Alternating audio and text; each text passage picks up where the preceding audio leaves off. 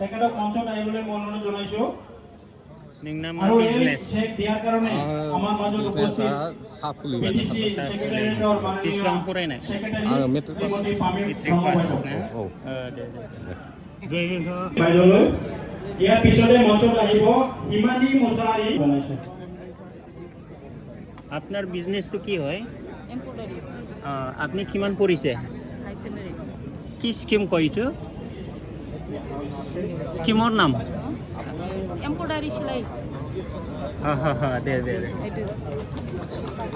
आरो बानायनानै बानायलांसै आरो माबायदि गोजोननाय मोनदों बहुद गोजोननाय मोनदों बेसेबां फरायनाय आङो मेट्रिक पास नोंथाङा बे 2 लाख थाखाजों मा खालामगोन खामानिथ' आङो टेलरनि खामानि मावो नालाय आं बेखौ जौगालांगोन आरो बेजोंनो इयुनाव माबायदि ধন্যবাদ থাকিল ছাৰলৈ ब्रिटिश सरकारखौ ইয়াৰ পিছতে মই আহিবলৈ অনুৰোধ জনাম তেখেত লক্ষীনাথ বড়ো जानो लुगैयो তেখেত ঝাৰবাৰী বিচিডিচি মঞ্চত আহিবলৈ মই অনুৰোধ জনাইছো আৰু এই চেক দিয়াৰ কাৰণে আমাৰ মাজত উপস্থিত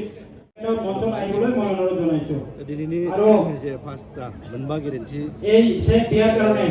আমাৰ মাজত উপস্থিত रायजोफोर আমাৰ কোকৰাঝাৰ জিলা বিপিএফৰ 25 नि সাধাৰণ সম্পাদক তথা সিএসবি বৰ্ডৰ ভাইস চেয়াৰমেন ছাৰক মই অনুৰোধ জনাইছো এই চেক দিয়াৰ কাৰণে राजखान्थि दोलोआ बा हाग्रामा मोनसानि दैदेननायाव जे जोङो रायजोफोरनि गेजेराव थांनानै जे मोनबा गेरेन्टि जेरै इयुथखौ बोरै साबलम्बी खालामनो हायो बेनि थाखाय ইয়াৰ পিছতে মই মঞ্চত আহিবলৈ অনুৰোধ জনাম ধন্যবাদ থাকিল ছাৰলৈ আমাৰ নলবাৰী বিচিডিচিৰ তেখেত जोङो হাৰকুলিছ লাকৰা बिथांमोननिबो তেখেতক মঞ্চত আহিবলৈ মই অনুৰোধ জনাইছো আৰু এই চেক দিয়াৰ কাৰণে আমাৰ মাজত উপস্থিত আমাৰ सिनियर सिटिजेन बिथांमोननि नामाव ইউথৰ জেনেৰেল ছেক্ৰেটাৰী জয়ন্ত যুৱৰাজ ডাঙৰীয়াক মই অনুৰোধ জনাইছো फिजिकेल एक्सेलेन्स बिथांमोननि नामाव जों 5 कोटी आरो जों हा पाट्टा बे जों मोनबा गेरेन्टिखौ जों थांनाय इलेक्सननि सिगां जे रायजो ইয়াৰ পিছতে মই অনুৰোধ জনাম মঞ্চত আহিবলৈ তেখেত बे खोथा শ্ৰী बायदि মিথুন দাস प्रतिश्रुति নলবাৰী বিচিডিচিৰ পৰা कमिटमेन्टखौ তেখেতক মঞ্চত আহিবলৈ অনুৰোধ জনাইছো আৰু এই চেক দিয়াৰ কাৰণে আমাৰ মাজত উপস্থিত কোকৰাঝাৰ জিলা মহিলা মঞ্চৰ সাধাৰণ সম্পাদিকা ৰেণু বাইদেউক মই অনুৰোধ জনাইছো 30 लाख रायजो राजानि जानानै बा बिटिसि बासि जानानै मानगोनां हाग्रामा ओनसोलखौसो आं बे ओनसोलनिफ्राय बे जायगानिफ्राय आङो धन्यबाद होनो लुबैदों आरो बिथांखौ धन्यबाद होदों मानो होनोबा जोंनि गरिबफोरनि जे ইয়াৰ পিছতে মই মঞ্চত আহিবলৈ অনুৰোধ জনাম गरिबफोरनि जे নলবাৰী বিচিডিচিৰ পৰা তেখেত লীনা ব্ৰহ্ম आरो जोंनि सेंग्राफोरनि जे बेखारनि আৰু समस्या এই চেক दियार কাৰণে আমাৰ বনৰগাঁও ব্লকৰ फिजिकेल माननीय सभापति जे समस्या ईश्वर चंद्र नार्जारी डांगरियाक মই অনুৰোধ सिनियर জনাইছো जे समस्या बेखौदि सानखांनानै गावनि गोसो गोरबोनिफ्राय सानखांनानै जे बेखौ बिथांमोनखौ मदद खालामनो ओंखारबोनाय बा बिथांमोनखौ मदद खालामनांगौ होननायखौ आं आसरितसो मोनदों ओंखायनो आं बाख्नायदों ओंखायनो आङो बिथांखौ धन्यबाद होनो लुबैदों बे ओनसोलनि ধন্যবাদ থাকিল बिटिसि बासि हिसाबै ইয়াৰ পিছতে মঞ্চত আহিবলৈ মই অনুৰোধ জনাম रोजा रोजा साबायखर বসুমতাৰী তেখেত আপোনালোকৰ বিচিডিচি जोंनि सरकारा बिपिएफ তেখেতক চেক দিয়াৰ কাৰণে মই অনুৰোধ জনাব বিচাৰিছো আমাৰ মাজত উপস্থিত रायजो राजाफोरनि सेन्ट्रेल मोजांनि अर्गेनाइजिं थाखाय सेक्रेटारि रायजो सेन्ट्रेल कमिटि राजाफोरनि तेखेत जेरैबायदि सुभाष फक्रान डांगरियाक মই অনুৰোধ सामाजिक জনাইছো भाबै लांनांगौनि सार्थ अर्थनैतिक भाबै जों जौगाहोनांगौनि बेलायाव राजनितिक भाबै जों हसेतन लाबोनांगौनि बेलायाव जोङो थांनाय 2003 निफ्राय हाग्रामा मोनसारा बिटिसिनि जे सासन भारखौ लादों बे सासन भारखौ लानायनिफ्राय हयथ' जोंनि बे ओनसोला राजनितिया मा जिनिस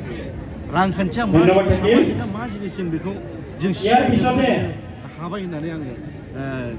बुंनो আমি लुबैयो मानो होनोबा সেলফ হেল্প গ্ৰুপৰ স্বাধীনতা চেক বিতৰণ কৰিব বিচাৰিছো जानायनिफ्रायनो প্ৰথমতে মই অনুৰোধ জনাম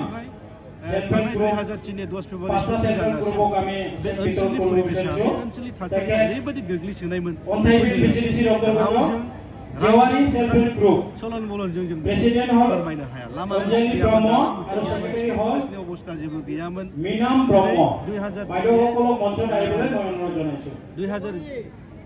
जेवारी सेल्फ हेल्प ग्रुपৰ प्रेसिडेन्ट আৰু सेक्रेटारि 10 फेब्रुवारिनिफ्राय বাইদেউসকলক মঞ্চত আহিবলৈ মই অনুৰোধ জনাইছো दैदेननायनिफ्राय दिनै बे बिटिसि ओनसोल আৰু এই চেক দিয়াৰ কাৰণে আমাৰ 9 নং বৰদোৱা সমষ্টিৰ এমচিএমএ মাননীয় শ্ৰী জুবিৰাজ বসুমতাৰী ছাৰক মই অনুৰোধ জনাইছো फारफ्रोमजोंबो फारफ्रोमबो जोङो आवगायगासिनो दं ओंखायनो आं खावलायगोन बे ओनसोलनि बिभिन्न जाथि जनगोष्ठीनि मानसिफोरखौ बिथांमोनखौ आं खावलायगोन बिपिएफ राजनिथि दोलोजों थानानै बे ओनसोलनि जौगाखांनायनि बे ओनसोलनि भबिष्यतनि थाखाय जाहाथे बिपिएफ राजनिथि दोलो धन्यवाद থাকিল फैबाय थानाय जे सोलिफु ইয়াৰ 2026 পিছতে जे ধাউলিগুৰি ভিজিটিসি অন্তৰ্গত ৰামধেনু সেলফ হেল্প গ্ৰুপ ইলেকশন बेवहाय প্ৰেসিডেন্ট ৰেণুকা ৰয় সেক্ৰেটাৰী কল্পনা ৰয় বাইদেউসকলক মঞ্চত আহিবলৈ অনুৰোধ জনাইছো जोंनि गथ' गथायनि इयुन আৰু এই চেক দিয়াৰ কাৰণে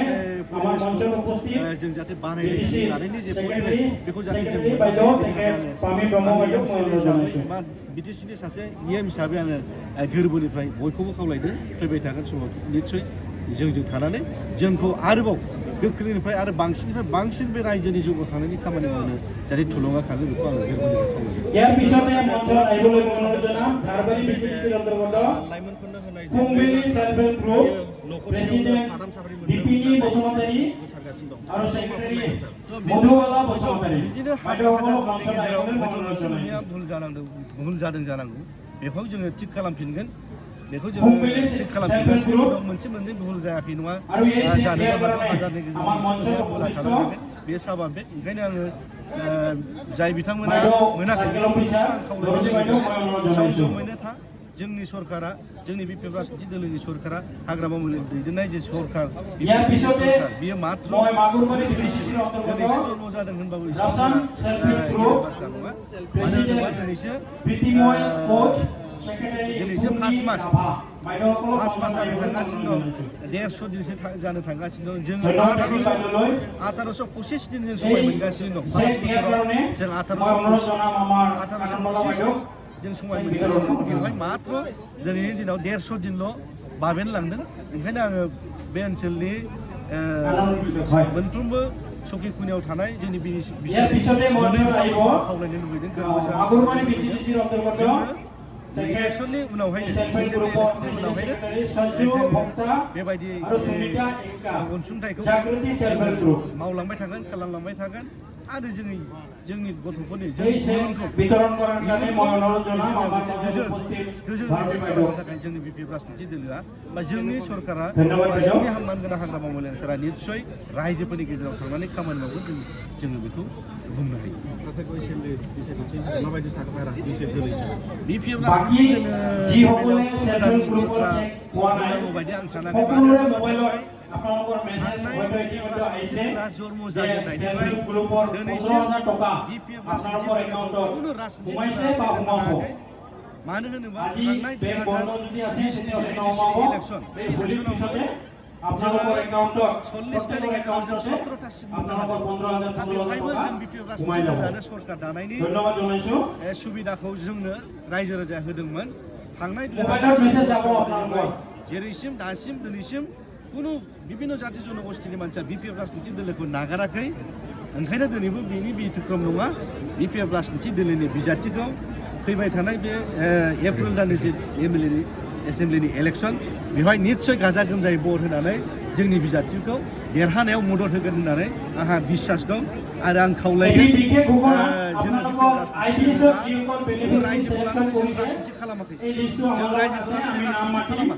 আপোনালোকে যাব रायजोफोरनि নালাগে थाखायसो जों राजनिति खालामो আপোনালোকে रायजोफोरनि এই साख्रिनि थाखायसो जों সভা শেষ হোৱাৰ राजनिति পিছতে खालामनो আমি बहा दालां চেকসমূহ नांगौ बहा আপোনালোকৰ स्कुल আগত नांगौ পঠাই बहा দিম कलेज नांगौ ধন্যবাদ बहा दंग नांगौ बहा लामा नांगौ बे जोंनि उद्देश्य लक्ष्य जोङो